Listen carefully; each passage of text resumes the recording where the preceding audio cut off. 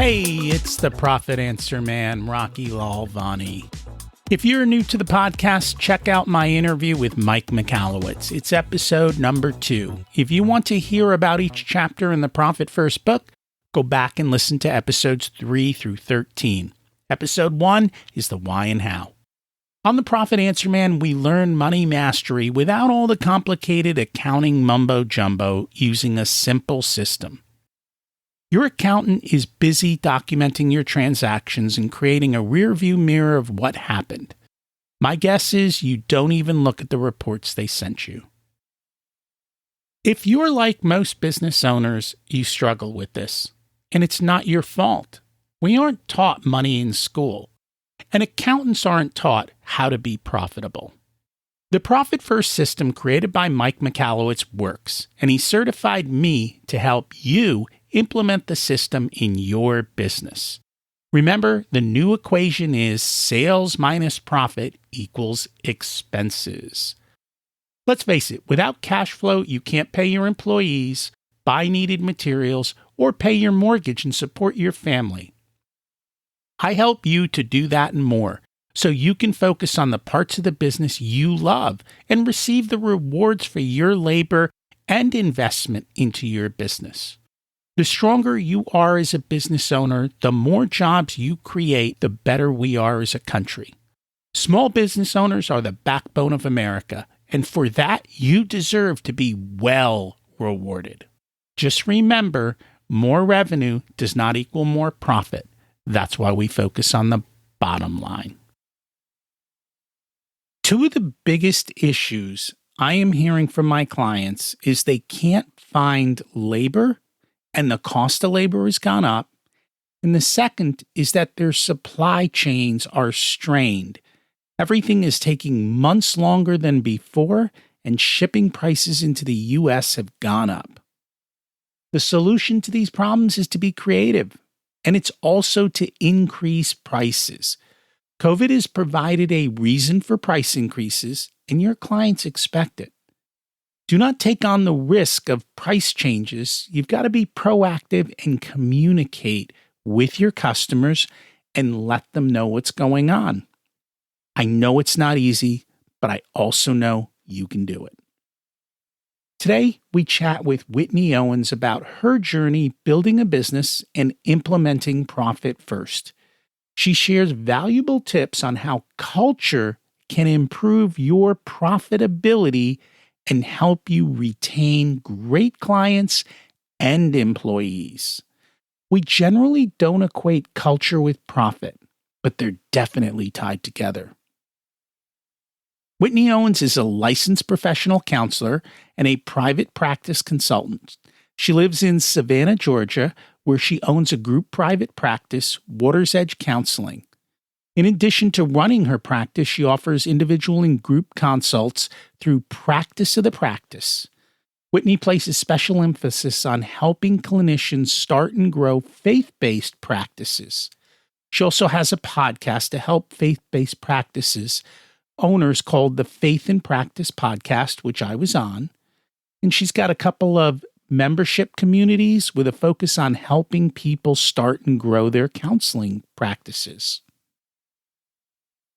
Let's meet our guest, Whitney. Welcome to the Profit Answer Man, Whitney Owens. It's great to have you here with us today. Thank you. It's great to be here. Can you share a little bit about your business and what you do? Sure. So I'm located in Savannah, Georgia, which, by the way, if you're looking for a fun place to visit, put Savannah on your list. It's historic and beautiful, right near the beach as well. I moved here about 7 years ago, my husband for work.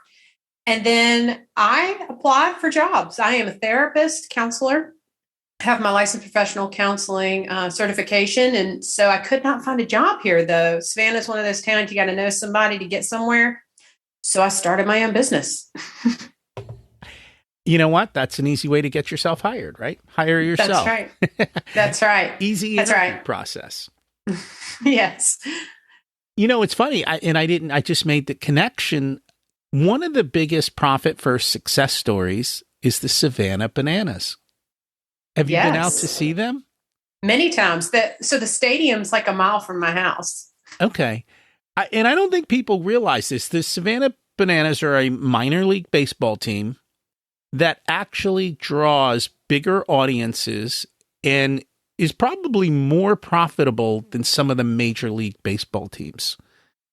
Yes. The stadium has a really rich history if you go there. It's at Daffin Park. It's like right beside. It's a beautiful area. But yeah, the owner of the Savannah Bananas, Jesse Cole, is in the Profit First book. So when I was reading it, I was just glowing and excited when I heard about that. He's also in another one of Mike McCallowitz's books, Clockwork. So, but the whole Savannah Bananas concept and the way they entertain and play baseball, but it's really about the entertainment. They are always sold out. It's an exciting game. I usually go 2 or 3 times a year. Next time I come to Savannah, I'll be visiting you and going to the game. That's right. So how did you learn about Profit First? Yeah, honestly, I can't really remember the first time I heard about the book. I am a lot of groups with other business owners, always trying to educate myself and grow as a business owner. And I kept hearing Profit First, read this book. And so I picked up the book and boy, it just draws you in immediately when you when you hear Mike's story and how he kind of was in a bad state and how he created the whole idea of it. And yeah, you hear so many great stories in that book. You do. And you got to meet Mike, correct? Yeah, so it's funny that you brought up Savannah Bananas because that's how it happened. So when I was reading Profit First and I was like, oh, the Savannah Bananas, because you talked about that, I thought to myself, I'm going to go meet Jesse Cole, so the owner. I'm going to go introduce myself. And he wears a yellow suit, like a banana, right? So you can't miss him. I'm going to go introduce myself to Jesse and tell him that I know, I love Mike and his books and, talk to him about that. So in my mind, I'm preparing myself for what I'm going to say. And I go over to the fence where I see that he's on the field. He's going to come off and I'm going to introduce myself. And all of a sudden they announce that Mike McCallowitz is at the game. And I just about fell over. And they did this contest on the field. And this just gives you the idea of what the Bananas is like. They blindfolded 3 people and they had to get them on their hands and knees and they crawled around and people yelled at where a $100 bill was. And they were trying to make their way to the $100 bill. So Mike was one of the people out on the field making his way to the $100 bill. I'm pretty sure he did get the $100 bill. And then after that, I introduced myself to Mike instead of Jesse. I talked to Mike for like 10, 15 minutes. We took a selfie. He's the coolest guy ever. He even came on my own podcast and I've been on one of his shows. And then I actually met another guy while I was there because they were doing a Profit First event at the Savannah Bananas game. There were about 50 different Profit First professionals there. So I met the one that worked with mental health in general. And so I kind of talked with him for a while. It was a really neat experience. And Mike is very cool. And he's so cool. He's very open and stuff. He throws parties for us at his house. So we go to his house and we hang out and it's a wonderful time. The organization is just top notch. And I am so glad that I partnered with them. I never expected that level of support and just camaraderie, and everyone's out to help everyone else. So if I have a Profit First question that I have not, just it's maybe out of the blue or something very different, there's 500 of us or whatever. We all get together and we share information, help each other out. Everyone is nothing but giving. And so it's cool. And Mike is very much of a comedian. Yeah. Well, and just you bringing that up goes back to this idea that our business is an extension of who we are in our world. Right. So just the way that Mike has these values and important things, like you're going to get your business taken care of, but you're also going to have fun and be personal, like that shows with all the people in his company. It does. And we'll dig into that in a minute. Before we do, how has Profit First helped you? What's the journey been like for you? Well, I'll tell you kind of how it started was me reading the book and learning about the percentages within your business and growth. And he kind of walks you through that part. But one of the things that they talk about in the book is the importance of setting up these bank accounts. And I was like, that seems like a lot of work to go set up these accounts. Obviously, the concept made sense to me, but I didn't want to do all that. So I took the percentages. I made my own spreadsheet. I do not recommend that you do this, but it worked for me. And I would watch my money every 2 weeks, kind of what the book talks about, and do those percentages. And so that really helped my business. I started having more profit. I was having more income for myself as well. And you finally did open the accounts. Yes. So then as my business was growing, I was finally like, okay, this is a little too much. And I do not want to be missing money, right? I mean, sometimes you get so much, you grow a lot and you think, it was so easy when you were smaller to really know what was going on. But as you grow, what you don't want is to be spending. And then you realize you didn't save what you wanted to save and you didn't make the profit you wanted to make. So then I hired out someone that knew profit first to be able to help me with my finances. And so now I have a great peace of mind. Every 2 weeks, we're putting money in the accounts. I did finally go to the bank and open the accounts. It was so easy. I really regretted that I didn't do it sooner. It probably took an hour and the man was so nice and boom, boom, boom, done. And that's it. And you know what I find is when the money's in a specific place, it removes the emotion from it. And so if there's money in your pay account, you don't go, well, should I pay myself? Can I take money out of the business? You're like, that's my pay. It's in the pay account. I can use it. You get confidence in taxes because you see the money is set aside. And too often we spend our tax money throughout the year and freak out at tax time. But this way the money's there. And I make quarterly tax payments and I hate them. But I always know that the money is there to make my quarterlies. I'm like, oh, there's actually a little extra. Good. We're safe. And it just takes all the fear and anxiety out.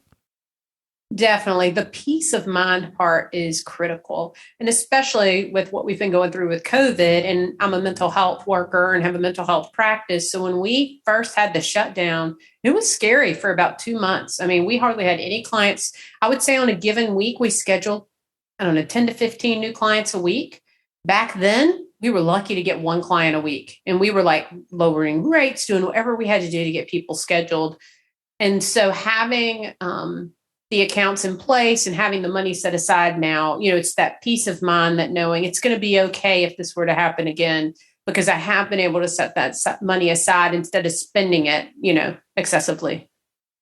And I know someone who, when COVID hit, they looked at their vault account, realized they had 18 months of expenses and said, okay, we can weather COVID. Like, I've got 18 months to figure this out before we're in trouble.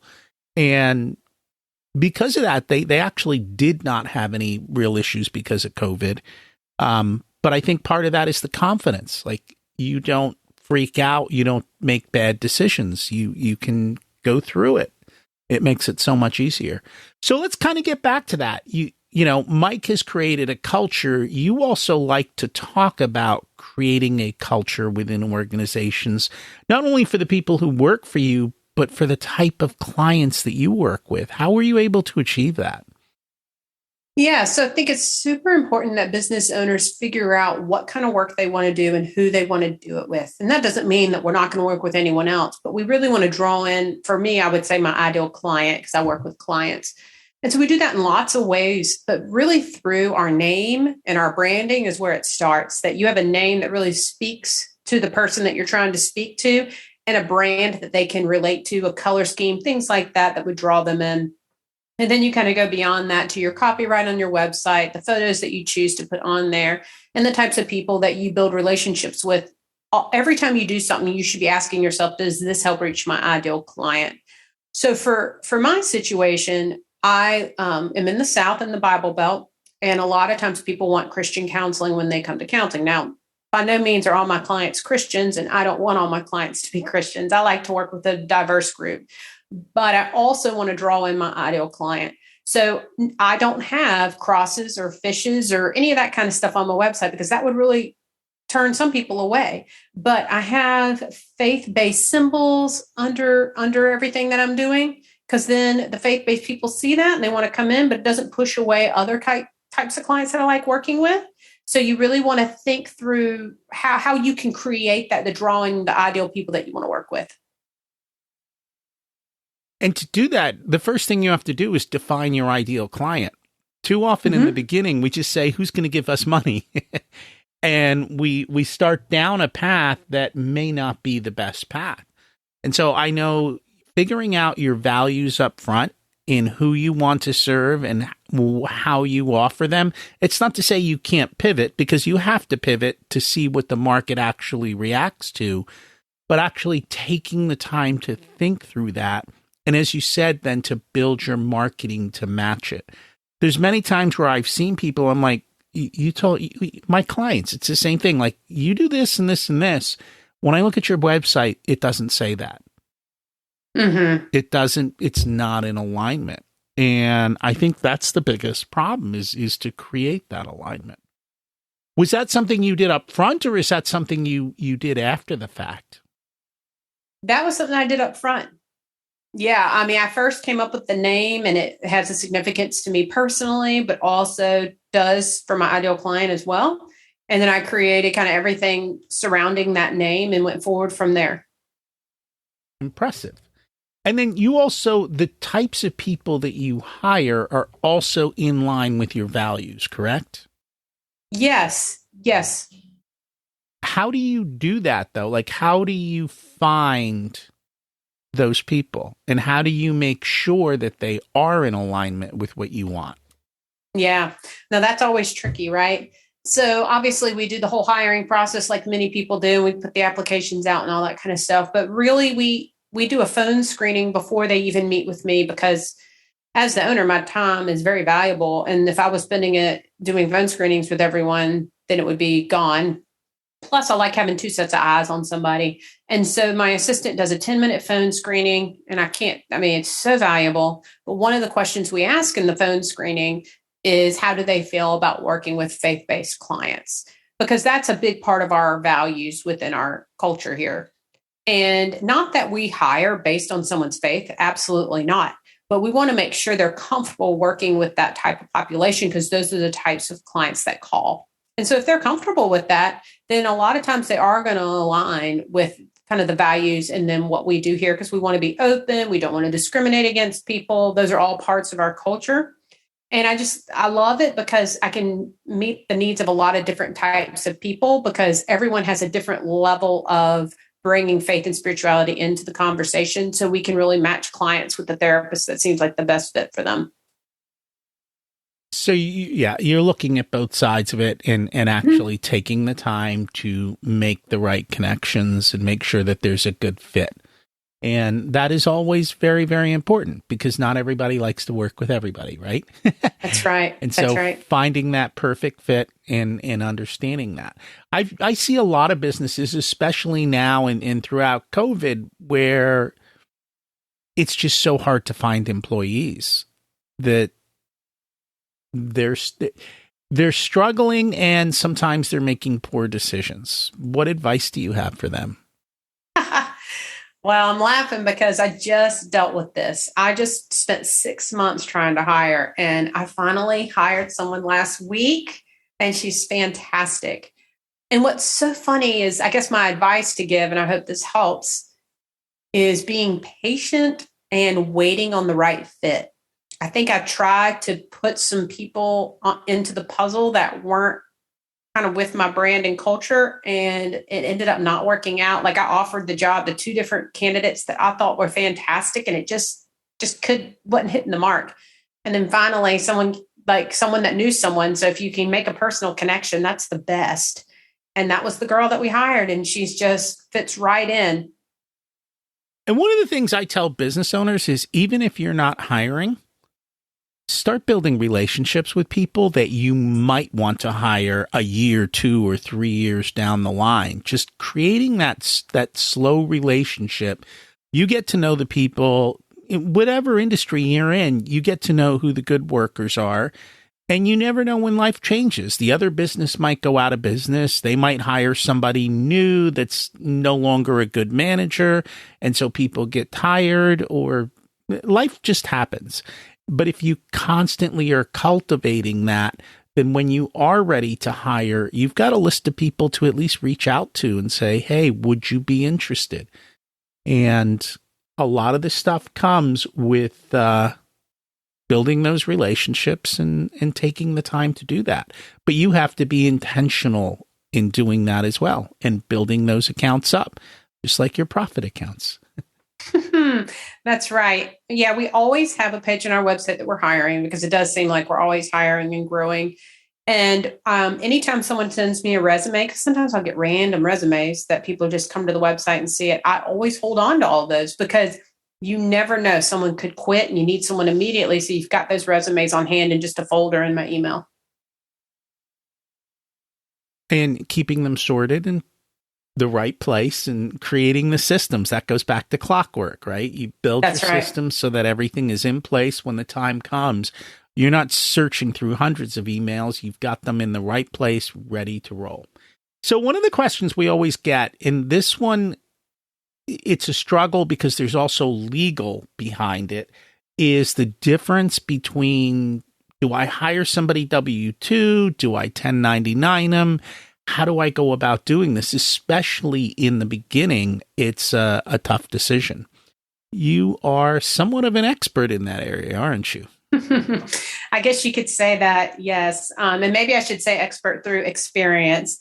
I'll tell you a little bit about my story with it, and hopefully this will help. But I started with 1099s, and simply because that seemed like the easiest thing to do. My mentor had 1099s. There was a contract he already had that I could edit and give to my attorney, let them look at. So I thought, I'll do this. It seems like the easiest thing, the less risky thing. And I hired 2 clinicians as 1099s. But boy, it was a lot of problems. And I was finding that I wanted more control in my business.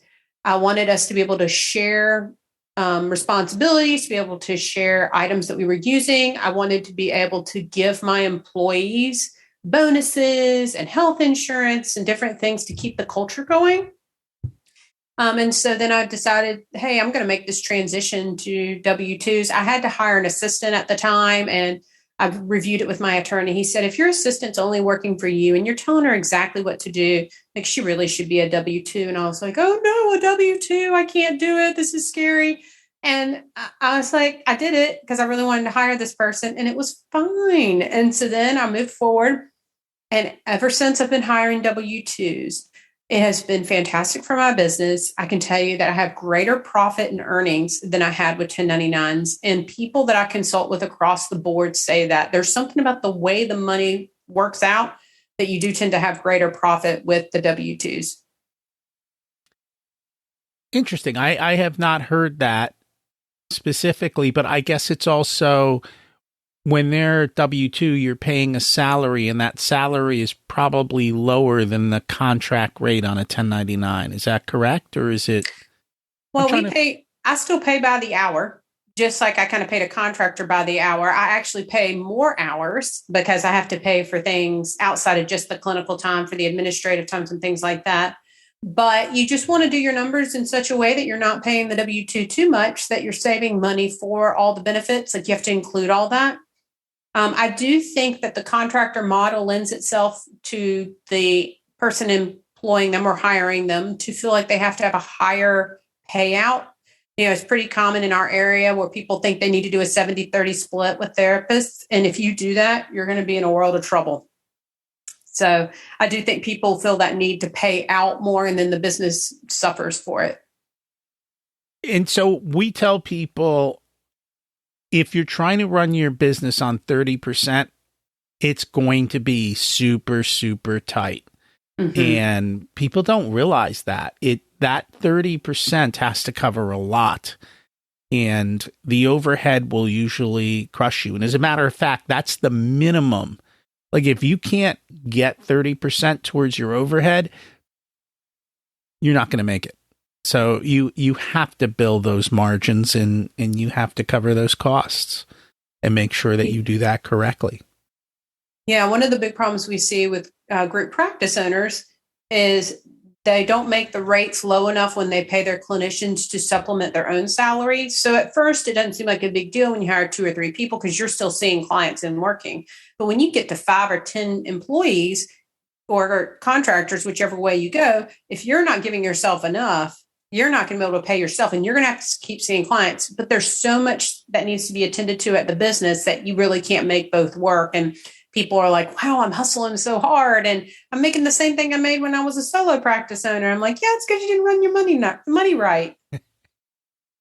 And that's true. I mean, and this is true of all professionals. So if you're a plumber and a solo plumber, and then you start hiring other plumbers, the same problems happen. And it's funny because I was just at a financial conference, and the conversation we had was, is it better to stay small and have very high margins? Or is it better to grow, but if you don't have the right margins, you don't end up? So we're like a $250,000 business with high margins is equivalent to a business maybe with $1 million or $2 million in revenue and low margins, but then you get all the headache and everything else. And so you've got to make sure you do that right. Yes, I'm glad you brought that up. I've actually been thinking about that recently as I'm starting to think about what are my goals for next year? How did I do this year? I can hear other people around me, like the $1 million practice, which I am not at $1 million, and I'm okay with that. But like I hear it and I'm like, ooh, I need to be at $1 million. That's what everybody's doing. And I'm like, why does it matter? Like if I'm making the money that I want to make, why would I push myself to do all this work? Like you don't need to. And so we have a saying, which is top line is vanity, and that's a vanity number. Mm-hmm. It's all about the bottom line. How much are you actually bringing home? And I've known of doctors who have literally cut their practice by 80%, gotten rid of all of the workers that they needed for that 80% and all the struggles, and got rid of their low margin business, making the same amount of money, working a fraction of the time. And you've got to build that into your business model. You have to think it through and make it work. And it's totally doable. But yes, again, it comes back to the beginning, right? You create your values, you create your business model, you also calculate the amount of time your business needs from you, and you put extra margin into everything because things always take longer than you think they will. Yes. And cost more than you think they will. But if you actually take the time to think through this all, it works. It's simple math. I know it seems complicated, but it's really not. And when you do the math, it's really surprising and eye-opening what comes of it. Yeah, definitely. So one of the things that you're part of, and I've heard you talk about, is masterminds and the power and the results that you get from that. Clearly, for most business owners, owning a business is lonely, right?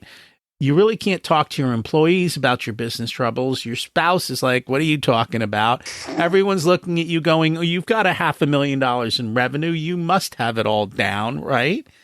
And yet it's a struggle. So what's been your experience with the masterminds? Sure. I'm laughing because I'm thinking about my husband's like, are you done talking about that? I don't want to hear, especially if I'm hired. I don't want to hear about that anymore. Right. So yes, masterminds. I love masterminds. I am a community kind of person. I have to talk through things that I'm thinking. So masterminds really help me to process decisions that I'm making with a supportive network.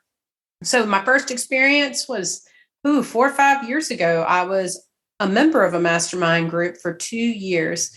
And that was when I really grew my business. And I'm so glad I did it because I did not want to start hiring people without someone telling me how to do it, because I knew I was going to mess up some things and waste a lot of money in the process.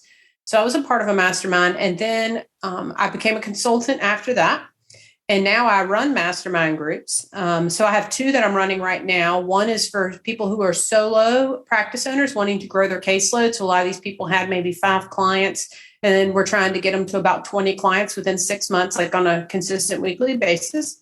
And then the other group I'm running is people who have a group practice, but they're in the first phases. And so they're really setting up their systems and processes to function, so they're not so involved in the business.